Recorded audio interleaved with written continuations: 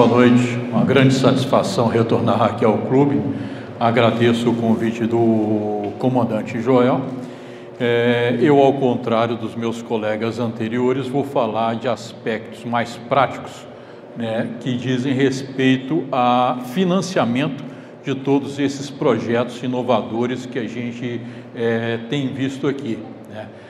O Brasil, a partir da década de 90, ele iniciou uma política de financiar de diversas formas, e a gente vai ver aqui as principais formas, os produtos que são gerados com inovação tecnológica. Então, tudo aquilo que eu vou falar, que se casa bem com as outras apresentações já realizadas, tudo aquilo ali visa o fomento à inovação tecnológica.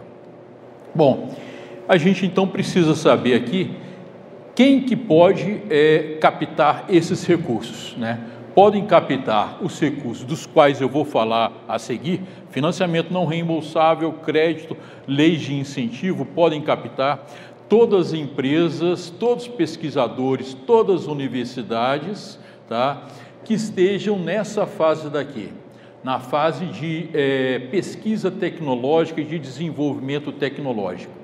Isso daí é a fase em que há mais risco no processo de desenvolvimento de um produto ou de um serviço. Toda vez que eu falar produto, se entenda produto ou serviço. Nessa fase aqui, o empresário, o empreendedor, o pesquisador, ele tem que escolher tecnologias, ele tem que aportar recursos em termos de tecnologia, ele tem que treinar seu pessoal, ele precisa pesquisar, ele precisa fazer testes. Então, no mundo inteiro, essa fase daqui é uma fase intensiva em capital. Quando o produto ele é lançado, você então tem formas de subsídio, você tem crédito subsidiado, se o seu produto é inovador, só que ele já não tem mais o financiamento não reembolsável. Financiamento não reembolsável é o financiamento que você capta o recurso, não gera nenhuma dívida para você, não gera equity, não gera participação de nenhuma entidade no seu produto e na sua empresa. Então, nessa fase daqui é a fase de risco tecnológico, e você pode, desenvolvendo o produto e comercializando, fazer voltar ele a esta fase daqui. Se os seus clientes, se os seus prospects, se o mercado-alvo, ele demanda novos produtos, você pode retornar um produto que está no mercado para essa fase daqui e reiniciar todo o processo.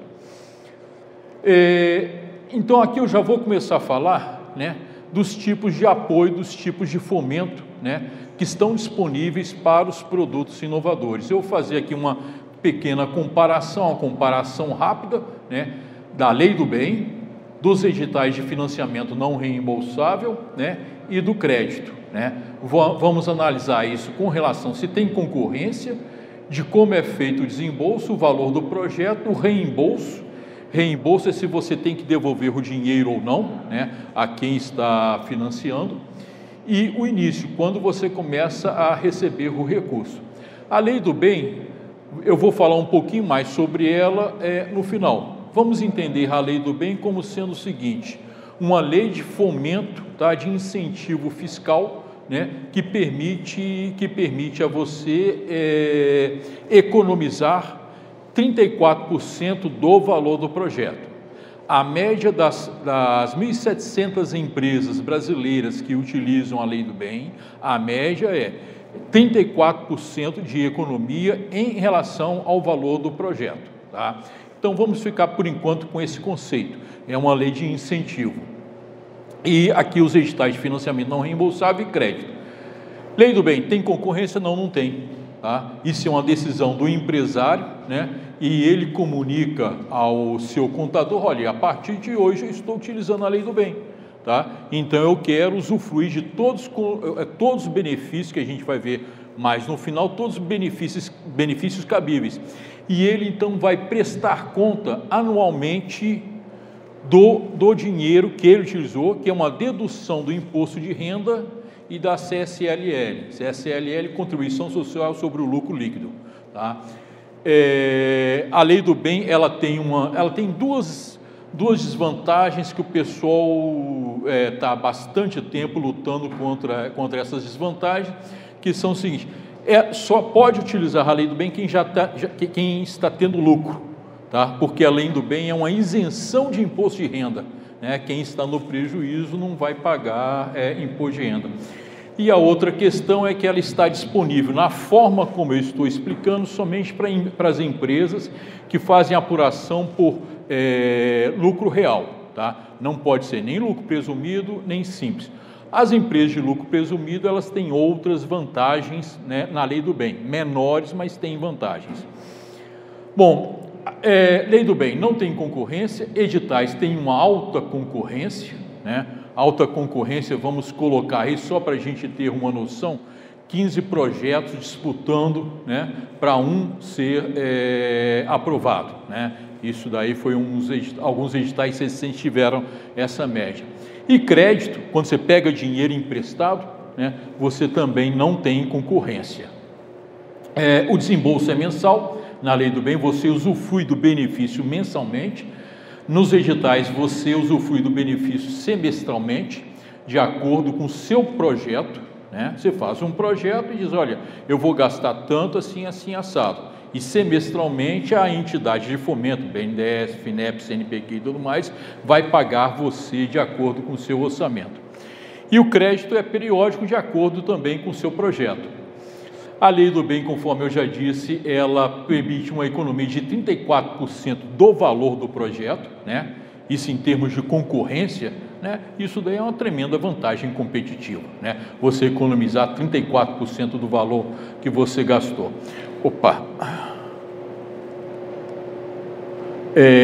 Os editais financiam até 100% de forma não reembolsável e o crédito financia de 90%. Lei do bem, você não reembolsa nada a ninguém, editais também não, crédito sim. Você pega o dinheiro emprestado e você, depois de um determinado período, você tem que devolver esse dinheiro daí. Agora, deixa eu falar um pouquinho sobre... não, vou falar depois, né? Senão eu estou procurando agilizar aqui. Início, você começa a usufruir imediatamente, no próprio mês da sua decisão você pode usufruir. Os editais estão levando em média 8 meses após a declaração do vencedor da lista de projetos selecionados.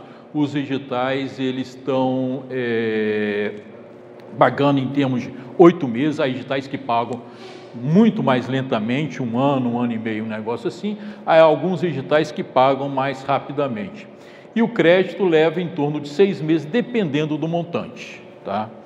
Bom, então a gente viu aqui o seguinte: essas aqui são as formas, tá, de financiar um produto inovador.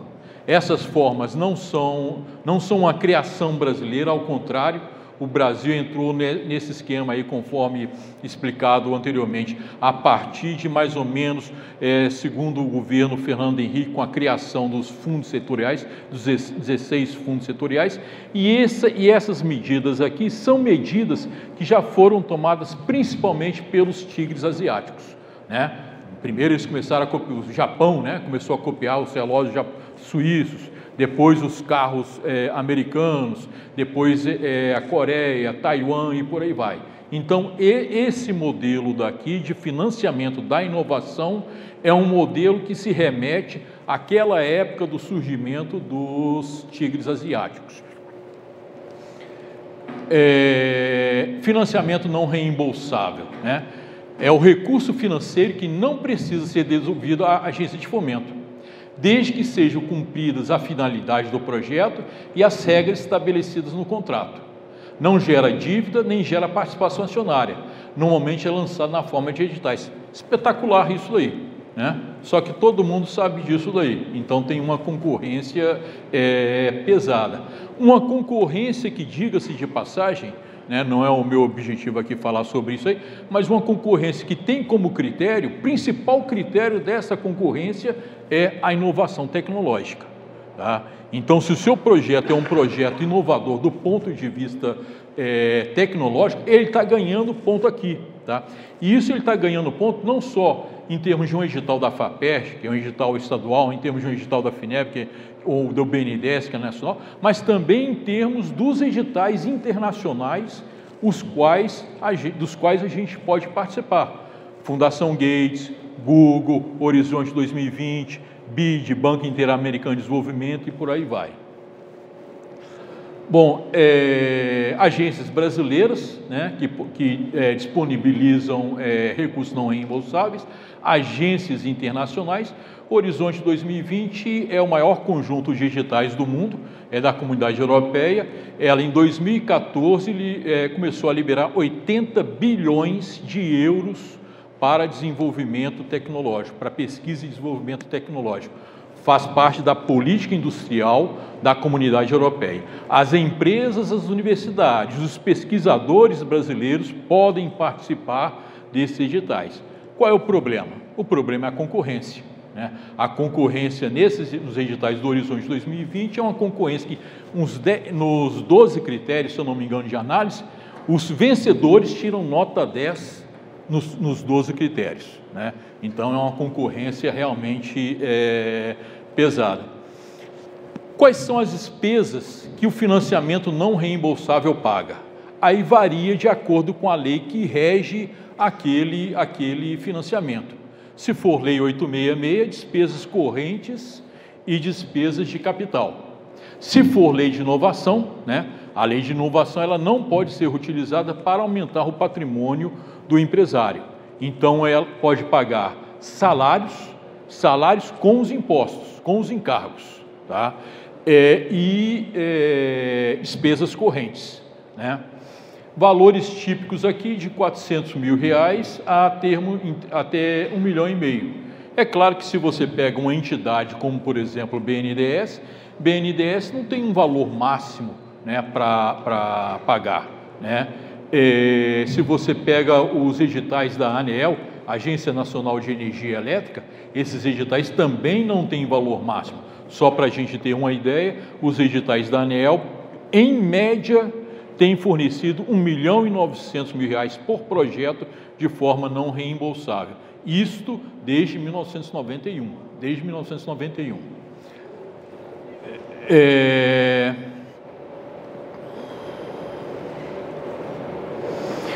Bom, agora eu não sei como é que eu faço para entrar nesses links aqui. Bom, eu queria só dar alguns exemplos que as pessoas normalmente desconfiam muito do que eu falo, sabe? Então eu preciso comprovar as coisas que eu falo para que não fique parecendo conto de carochinha. Primeiro link, por favor. Não, link. Então, edital FINEP Startup. Teve durante mais ou menos 3 anos esse edital. Esse edital daqui é diferente dos outros. Ele gera participação, né, da FINEP. A FINEP participa, tá, societariamente do projeto.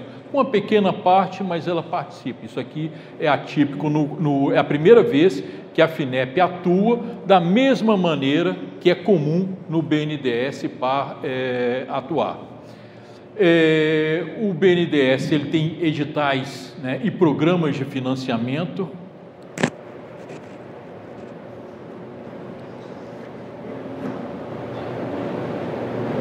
Isso, exatamente. Se aumenta um pouquinho, por favor, a letra, para o pessoal poder ver. Tá, então agora vamos baixando aqui, né? E eu vou falando rapidamente. Meu primeiro objetivo, então, esse edital, o resultado, olha aqui, ó, 12/7/2019. Então é recente. Cada uma dessas empresas pode ter recebido até R$1 milhão. R$1 milhão era o valor máximo. Então vamos só dar uma olhadinha aqui. Os ramos, né, de atuação dessas empresas: Consultec, mineração, manufatura avançada, agritec, fintech, né, realidade aumentada, economia circular. Pode ir baixando, por favor. Internet das coisas, né? A gente fez uma palestra aqui sobre internet das coisas né? Então, olha aí, projetos de internet das coisas ganhando, né? Projeto aqui também da área de defesa, né? Empresa ganhando na área de defesa, talvez um valor em torno de 1 milhão, quase todo mundo coloca o seu projeto no máximo, procura colocar no máximo. Vamos descer, vamos ver se tem empresas cariocas aqui que venceram esse edital, cujo resultado saiu em agosto agora. Temos aqui essa empresa PigPeg, Fintech, né? Tecnologia em finanças. Temos essa outra empresa, Pollen, uma empresa de consultoria também do Rio de Janeiro. Pode abaixar, por favor. Temos mais aqui, ó, Rust Consultoria e Engenharia. Qual o tema dela? Defesa, tá? Também do Rio de Janeiro. Temos a Tamboro, da área de educação, tá? Também recebeu recursos aqui. A Toco Engenharia e Inovação Ambiental, Meio Ambiente, Materiais Biobaseados, tá? Eu acho que não tem mais nenhuma empresa carioca. Esse edital, ele aconteceu 2 vezes por ano nos últimos 3 anos, né? Então é algo interessante, algo que a gente tem que ficar atento. Então agora vamos voltar para os slides, por favor. E aí a gente já pode clicar no segundo item, né? O segundo item é do BNDES, né? Eu, ao invés de, como o BNDES ele financia, né, numa área muito grande, muito extensa, eu preferi fazer o contrário. Eu preferi colocar aqui onde vocês podem, né, verificar se o BNDES está financiando projetos nas áreas dos seus interesses.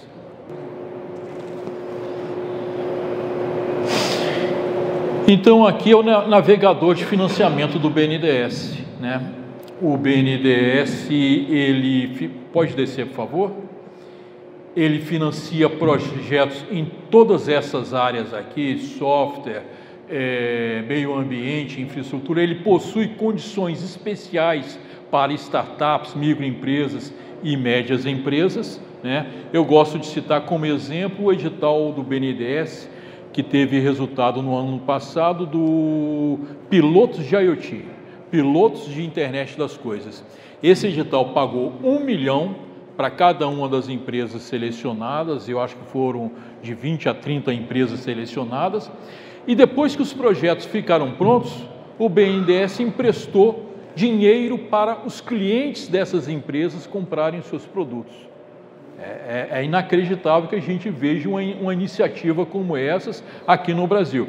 Te dá o dinheiro para desenvolver o produto e depois empresta dinheiro para os seus clientes comprarem, né? Então isso, em novembro do ano passado eu falei disso aqui, né? Porque a gente teve aqui, eu fui convidado para o palestra, né? A mesa redonda sobre internet das coisas. Então eu falei, olha, esse daí é um bom edital, etc, etc. Podemos ir adiante? Esse daqui eu faço questão de mostrar porque foi lançado inclusive 2 vezes, né, recentemente, o edital da FAPERJ, né? Esse edital da FAPERJ, ele não está publicado ainda, ele já foi lançado, mas ele não está publicado e todo mundo está em uma ansiedade para ver ele ser publicado, porque ele é uma iniciativa interessante. O negócio dele é o seguinte, abaixa por favor. O negócio desse edital é o seguinte, pode abaixando, pode abaixar mais um pouco, pronto, aqui. Então olha só, eu não sei se vocês conseguem ler isso daqui, esse parágrafo. As propostas para esse edital, para quem quiser captar dinheiro nesse edital, estão em 3 faixas. 200 mil na faixa A, tá? Que é financiamento não reembolsável. 200 mil financiamento não reembolsável. Para das outras faixas, B e C, 600 mil para B e até 3 milhões para a faixa C. Sendo que nessas outras faixas aqui, metade do dinheiro é não reembolsável e a outra metade do dinheiro é empréstimo, tá? Então, a FAPERJ dá o dinheiro não reembolsável, Se o seu projeto estiver disputando 3 milhões, a FAPESP dá 1,5 milhão não reembolsável e depois dá 1,5 milhão na proposta de empréstimo. Tá? Agora, esse empréstimo é interessante. Tá? Eu vou falar de vocês de condições, o que são condições subsidiadas. Né? Eu participei diretamente desse crédito conseguido junto ao BNDES, que foi o seguinte: um valor alto, valor bem alto, prazo de pagamento 10 anos, carência para pagar 4 anos, 4 anos para começar a pagar. E por que tanto tempo para começar a pagar o projeto, o empréstimo? Porque o produto é inovador. Não necessariamente produtos inovadores têm forte aderência ao mercado. Né? Se eu quiser vender batata, batata não é inovador, então eu exponho na feira e vendo. Um produto inovador, e o próprio Steve Jobs foi vítima disso daí, ele levou anos para vender alguns dos seus produtos. Então o Brasil sabe disso, o BNDES sabe disso daí, essas entidades sabem disso daí, então facilitam as condições para pagar o empréstimo, tá? Desde que o produto seja inovador. Ele tem dificuldade de entrar no mercado. Podemos passar para o próximo, por favor? E aqui o BID, né? Banco Interamericano de Desenvolvimento. O BID tem uma gama de fomento que é um troço assim espantoso. O BID, ele dá dinheiro não reembolsável, sem limite inferior nem sem limite superior. O BID empresta dinheiro. O BID, ele faz o seguinte, ele dá garantia para quem quer pegar dinheiro emprestado, quero pegar dinheiro emprestado lá no Banco do Brasil, lá na Caixa Econômica Federal, não tenho garantia, tá? Então o BID dá garantia para eu pegar esse recurso. Eu peguei essa página daqui, tá? Só para mostrar o seguinte: 1.351 projetos brasileiros financiados pelo BID, tá?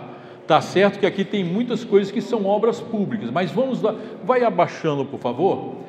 Vamos olhar aqui: investimento social, educação, investimento social, saneamento básico, indústria, transporte, educação, reforma, modernização do Estado, ciência e tecnologia, energia, saneamento, tá? Transporte. O BID, ele tem preferência por financiar projetos de saneamento? Não, não tem. O problema é o seguinte, que pouca gente financia projetos de saneamento. Então o BID acaba desempenhando este papel. Então, para quem estiver interessado em financiamento não reembolsável, um local obrigatório para se dar uma olhada é o BID, sendo um edital internacional, tá? Ele também é muito concorrido. Slides, por favor. Podemos passar? Agora eu passo, obrigado. Bom, crédito. Né? Crédito é aquela outra coluna que nós íamos falar. Eu já citei condições típicas de um projeto subsidiado. Você normalmente pega crédito para iniciar a comercialização do seu produto ou iniciar a industrialização do seu produto, naquelas condições que eu já citei. O problema do crédito, né, é que se você quiser 1 milhão de empréstimo, você tem que hipotecar algum bem, né, oferecer alguma garantia real no valor de 1.300.000.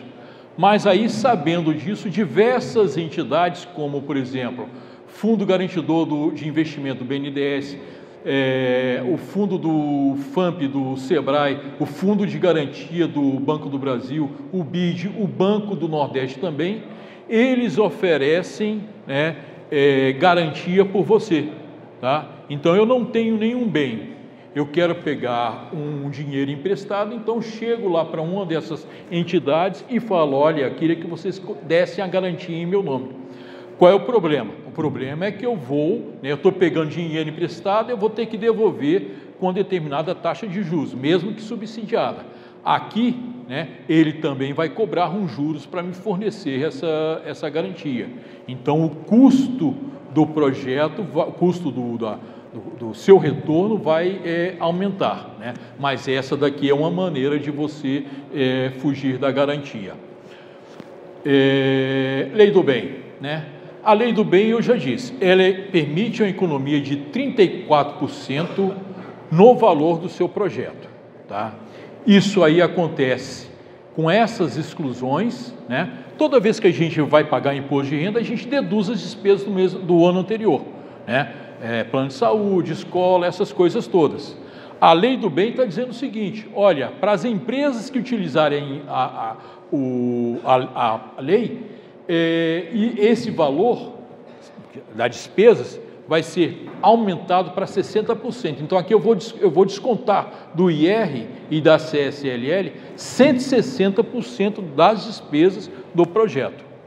Se eu tiver aumentado a equipe do projeto, eu vou descontar 80%. Se eu tiver registrado patente, vou descontar 100%. Outra vantagem, redução de 50% do IPI.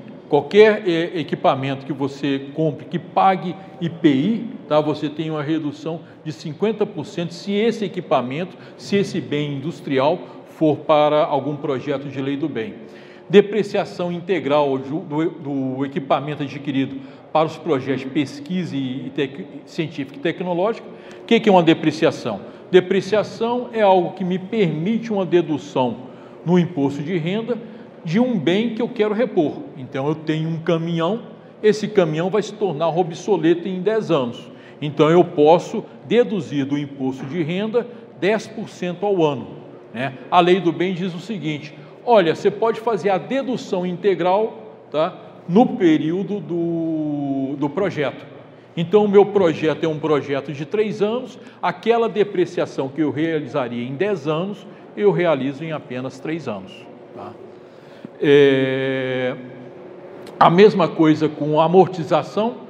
A depreciação é para bens físicos, a amortização é para bens intangíveis, né? Então, por exemplo, eu tenho uma empresa de software e eu tenho que ter certificado lá, Microsoft, Oracle e essas coisas todas aí. Isso tudo aí são recursos, né, que eu tenho que pagar para manter isso daí, até para poder disputar licitações. Então, da mesma maneira, você tem essa amortização. Aqui, quando você trabalhar com universidade, você pode descontar de 50% a 250% do dispêndio que você fez com a universidade. Então, eu contrato uma universidade, né, e aí, em vez de eu deduzir aquele valor que eu paguei ela, eu posso deduzir aquele valor aumentado nessa faixa, de 50% a 250%. Todo envio de capital para o exterior, a gente tem que pagar imposto de renda de 15%. Isso é uma regra geral para todo mundo, né? Se você for registrar patente ou for registrar a marca do seu produto lá fora, você não precisa pagar esse imposto de renda. Então, todo o processo de internacionalização de empresas que utilizam a Lei do Bem, as operações externas ficam deduzidas em termos de 15%. E aqui as micro e pequenas empresas terceirizadas que fazem uso da Lei do Bem, né, elas podem estar isentas do pagamento de IR e CSLL. Então, olha só, a minha empresa é lucro presumido. Eu não posso utilizar a Lei do Bem, porque tem que ser uma empresa de lucro real. Mas se eu estiver desenvolvendo um produto para uma empresa de lucro real, ela tem os benefícios da Lei do Bem e eu não pago imposto de renda naquele projeto, tá? Nem pago CSLL. Para uma empresa da área de software, por exemplo, isso significa, por nota fiscal, uma economia de 11%. Tá? Senhores, muito obrigado. Procurei ser o mais breve possível em função do nosso horário, mas estou disponível para perguntas.